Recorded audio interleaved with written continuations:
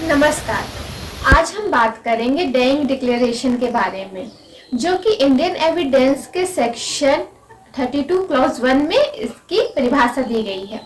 सबसे पहले जानेंगे कि डेइंग डिक्लेरेशन होता क्या है। तो इसका हिंदी में अनुवाद है मृत्युकालिक घोषणा।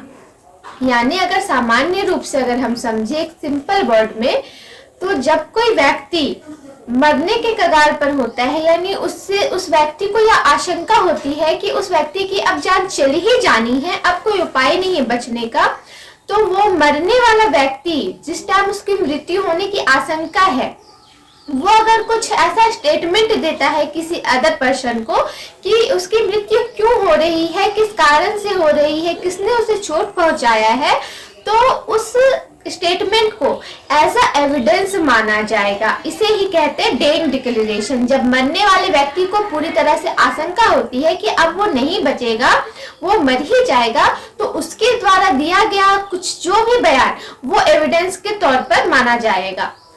तो ये था इंडियन एविडेंस एक्ट का सेक्शन 32 क्लॉज 1, जो कि डेइंग डिक्लेरेशन का परिभाषा देता है। अब इसको हम बेयर एक्ट के लैंग्वेज से समझेंगे।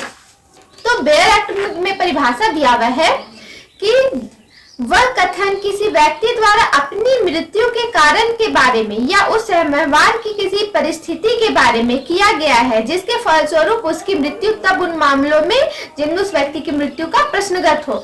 यानी कि कहने का तात्पर्य वही है कि यदि किसी व्यक्ति को यह आशंका है, युक्त आशंका है कि अब उसकी मृत्यु हो ही जानी है, और वह उस टाइम जो स्टेटमेंट देता है वो उसकी मृत्यु से रिलेटेड होता है या फिर कुछ ऐसा कथन बताता है जो कि उसकी मृत्यु के कारण से ही रिलेटेड होता है, तो उसे एविडेंस के रूप में माना जाएगा।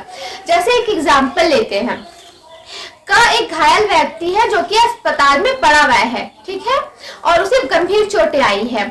उसके द्वारा यह कथन दिया जाता है कि वह कल रात में रास्ते में आ रहा था, तो कुछ लोगों ने उसे छुरे से मारने की कोशिश की है और उसे छुरा भोंका है। तो उसके द्वारा जो दिया गया जो स्टेटमेंट होगा वो एविडेंस के तौर पर काम करेगा, ये डेइंग डिक्लेरेशन के तौर पर काम करेगा। अब इसके एसेंशियल्स पे आते हैं कि इसके एसेंशियल्स क्या होंगे। तो इसके एसेंशियल्स होंगे, ऐसे कथन का संबंध मृत्यु के कारण से या ऐसी परिस्थितियों से होना चाहिए जिसके परिणाम स्वरूप उसकी मृत्यु हुई हो।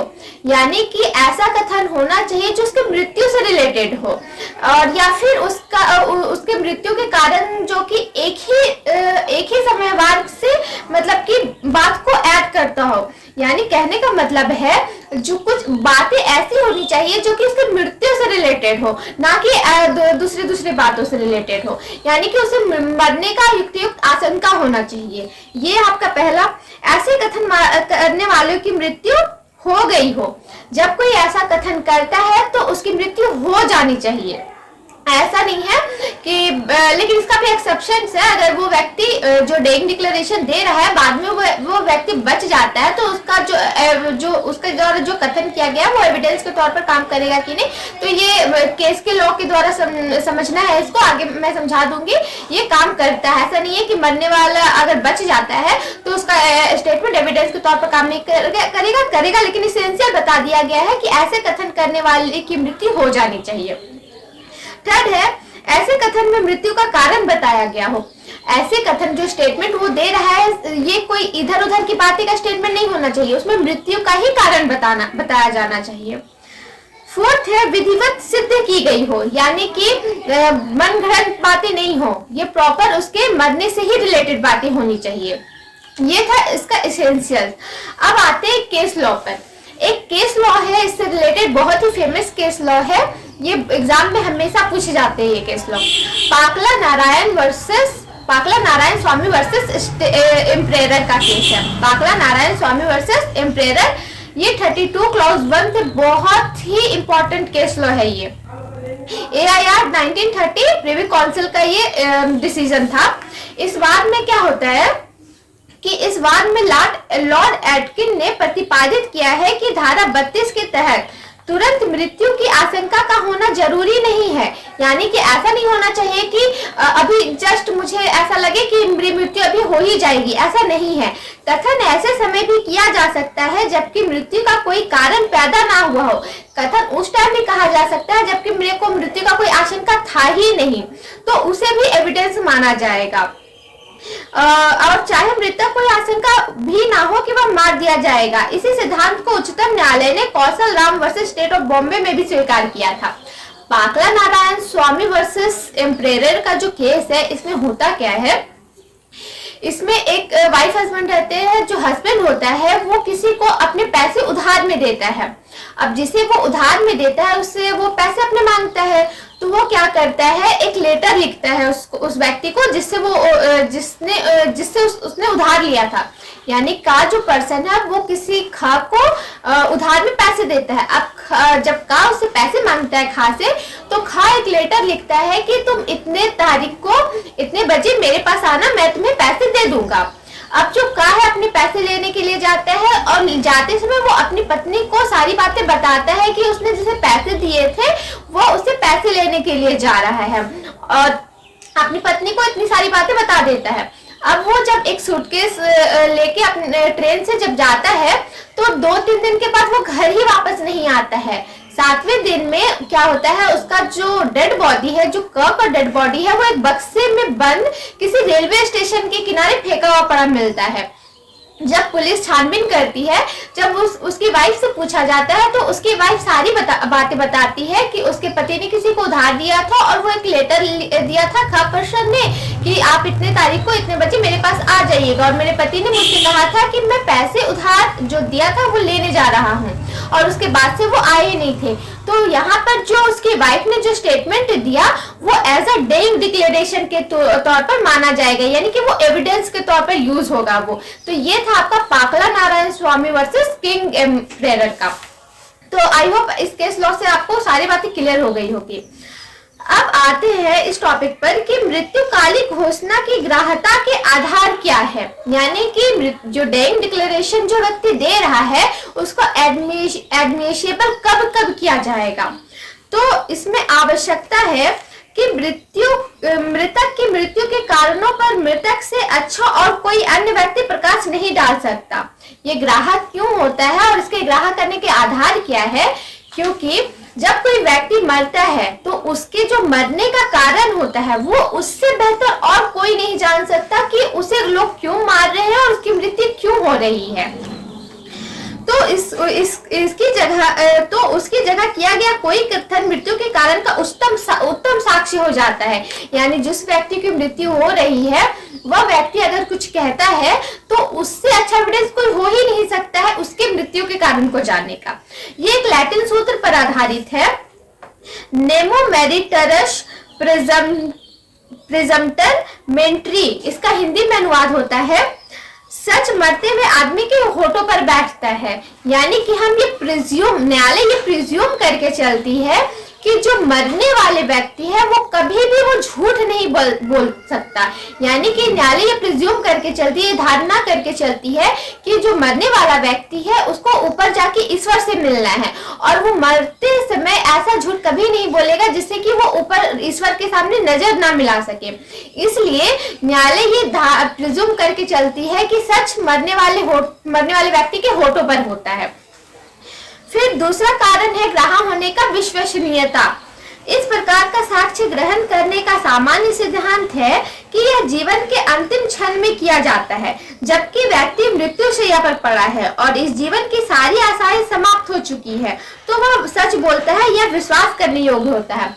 यह विश्वास करने योग्य होता है जब व्यक्ति मृत्युशैया पर होता है, जब वो जीवन का जितना भी होता है सुख दुख वो सब त्याग देता है, तो उसके सिवाय सच बोलने का कोई रास्ता रह ही नहीं जाता, झूठ बोलने का कोई ऑप्शन ही नहीं होता। तो यह विश्वास करने योग्य हो जाता है ये बातें, इसलिए इसे ग्राह्य माना जाता है डेइंग डिक्लेरेशन को। थर्ड है अन्य साक्ष्य की कमी। अब क्या होता है कि जब व्यक्ति मर जाता है तो उसके साथ साथ जो भी एविडेंस है, सच है, झूठ है, वो सारी बातें चली जाती है जो उसे देखते हैं। अधिकतर क्या होता है कि कोई भी क्राइम होता है तो अंधेरे में होता है, सबसे छिप कर होता है, तो वहां लोग देख नहीं पाते हैं कि क्या हो रहा है क्या नहीं हो रहा है। और जिस व्यक्ति की मृत्यु होती है वो तो चला ही जाता है, तो वो तो कुछ बोलता, एविडेंस तो कहीं रहता ही नहीं है।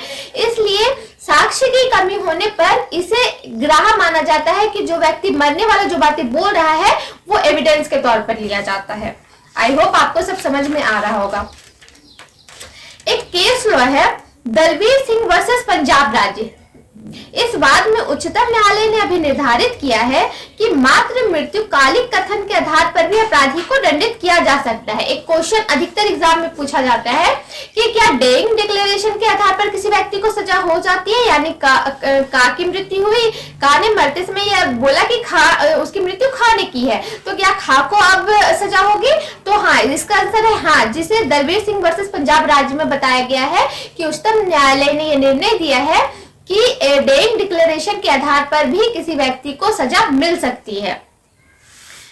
अब क्वेश्चन उठता है कि मृत्युकालिक कथन करने वाले की जीवित रह जाने पर कथन की उपयोगिता। यदि मान लीजिए डेइंग डिक्लेरेशन देता है अपने मरते समय, बाद में क्या होता है कि उसका ट्रीटमेंट अच्छा चलता है और वो बच जाता है, तो क्या उसका जो डेइंग डिक्लेरेशन था वो साक्ष्य के रूप में लिया जाएगा?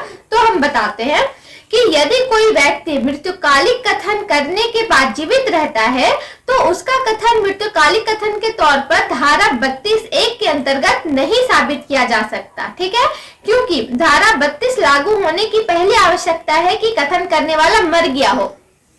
अगर कोई व्यक्ति साक्ष्य देता है मरते समय और वो बाद में बच जाता है तो उसे क्लॉज जो डेइंग डिक्लेरेशन का जो सेक्शन है 32 क्लॉज 1, इसे इसके अंतर्गत स्पष्ट नहीं किया जाएगा, इसका अलग सेक्शन है। ऐसे कथन का उपयोग धारा 157 के अंतर्गत दिया जा सकता है जब कथन करने वाला अपना बयान देने न्यायालय में उपस्थित होता है और बयान देता है तो वह अपने कथन की पुष्टि में पहले किए गए कथन को पेश कर सकता है, यानी जो पहले कथन उसने किया है उसको पेश कर सकता है। यदि मृत्युकालीन कथन लिखित है तो उसका उपयोग धारा 143 के अनुसार उस समय 145 के अनुसार उस समय किया जा सकता है जब मृत्युकालिक कथन करने के बाद जीवित रह जाने पर वह व्यक्ति अपना बयान देने न्यायालय में पेश होता है। तब उसके बयान का खंडन करने के लिए यदि बयान और मृत्युकालीन कथन में कोई भिन्नता है तो प्रति परीक्षा में लिखित मृत्युकालिक कथन का उपयोग किया जा सकता है।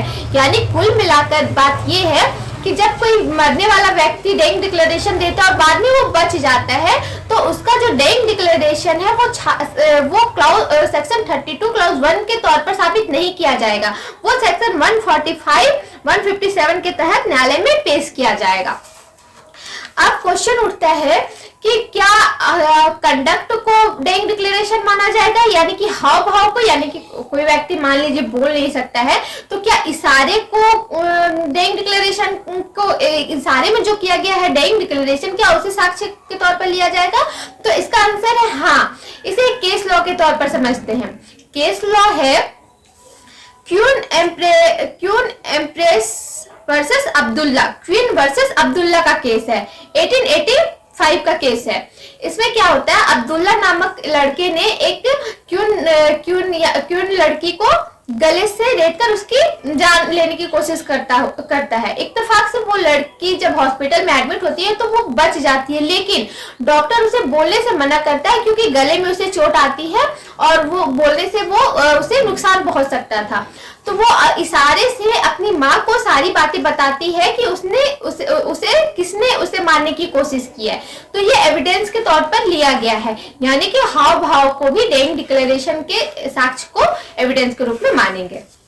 ठीक है, अब क्वेश्चन आता है कि डेइंग डिक्लेरेशन का इंग्लिश लॉ और इंडियन लॉ पर क्या मतलब प्रभाव पड़ता है, यानी दोनों में डिफरेंस क्या है, इंग्लिश लॉ और इंडियन लॉ में डेइंग डिक्लेरेशन का डिफरेंस क्या है?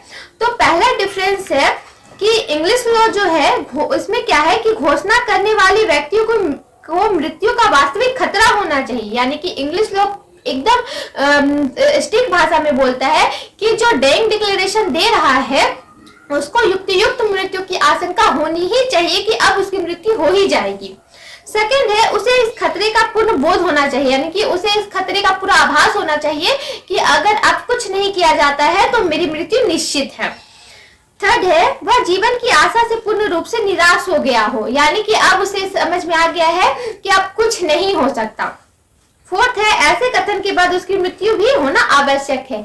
इंग्लिश लॉ इस बात पर फोकस देता है कि डेइंग डिक्लेरेशन करने वाले व्यक्ति का एक आधार होना चाहिए कि अब उसकी मृत्यु हो ही जानी चाहिए। ऐसा नहीं कि वो डेइंग डिक्लेरेशन देकर वो बच गया, लेकिन इंडियन लॉ में है कि यदि डेइंग डिक्लेरेशन कोई व्यक्ति देता है और वो बाद में बच जाता है तो उसे उस बात को सेक्शन 145, 157 के तहत साक्ष्य में लिया जाएगा। मृत्यु का इंडियन लॉ में है, मृत्युकालीन घोषणा की ग्राह्यता के लिए अंतिम शर्त अर्थात मृत्यु होना आवश्यक है, इसमें भी है। भारतीय विधि में दीवानी मामलों में मृत्युकालीन घोषणा साक्ष्य के रूप में ग्राह्य है। इंडियन लॉ में क्या है कि सिविल मामले में भी एविडेंस के तौर पर लिया जाता है डेइंग डिक्लेरेशन को, लेकिन इंग्लिश लॉ में सिविल मामले में डेइंग डिक्लेरेशन को साक्ष्य के रूप में नहीं लिया जाता है। ये था आपका डेइंग डिक्लेरेशन। आई होप आपको समझ में आ गया होगा। अब एक क्विक रिकैप करते हैं। तो डेइंग डिक्लेरेशन को इंडियन एविडेंस एक्ट के सेक्शन 32 क्लॉज 1 में डेफिनेशन दिया गया है। इसका अर्थ होता है मृत्युकालिक घोषणा। जब कोई व्यक्ति मरने वाला होता है और उसके द्वारा, यानी कि उस व्यक्ति को पूरा युक्त आशंका होता है कि अब वो व्यक्ति मर ही जाएगा, तो उसके द्वारा जो कथन किया गया होता है, जो स्टेटमेंट दिया होता है कि उसकी मृत्यु किस कारण से हो रही है, किसने उसे मारने की कोशिश की है, तो उसके द्वारा जो दिया गया स्टेटमेंट होता है वो एविडेंस के तौर पर लिया जाता है। और ये एविडेंस इतना मजबूत होता है कि इसके तौर पर किसी व्यक्ति को सजा भी हो सकती है। क्योंकि ये बात आपकी हेल्ड हुई थी पाकला नारायण स्वामी वर्सेस एम्परेरर में। ये एक महत्वपूर्ण केस लॉ है। आई होप आपको समझ में आ गया होगा, और अगर कुछ मिस्टेक हो जाता है तो प्लीज कमेंट बॉक्स में कमेंट करें। नमस्कार।